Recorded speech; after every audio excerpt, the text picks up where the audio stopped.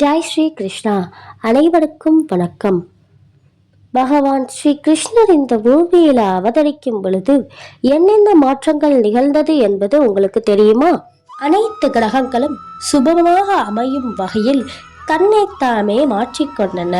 அந்த வேளையில் எல்லா திசைகளிலும் செழிப்பு நிலவியது. சுபமான நட்சத்திரங்களும் கிரகங்களும் எல்லோருடைய மனங்களிலும் நல்லது நடப்பது போல் தோன்றியது. நதிகளில் நீர் நிரம்பி ஓடியது. அந்த இரவு வேளையிலும் ஏரிகளில் அழகிய தாவரை மலர்கள் பூத்திருந்தன. பறவைகள் இனிய குரல்களை இசைத்தது. அந்த இசைக்கு ஏற்ப மயில்கள் நடனமாடின.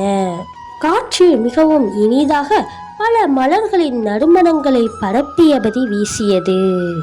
மனைகளில் வேல்வெட்டி வளர்த்த அந்தணர்கள் தம் மனைகளில் மங்களம் நிறைந்திருப்பதை உணர்ந்தார்கள். கந்தர்வர்கள் கிண்ணறர்கள் கீதம் இசைத்தனர். சித்தர்களும் சாரணர்களும் முழுமுதற் கடவுளை துதித்தனர். மகா முனிவர்களும் தேவர்களும் மலர் தூவினார்கள்.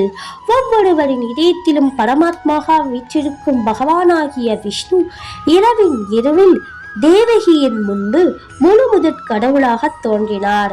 தேவகியும் ஒரு தேவதையாக தோன்றினாள்.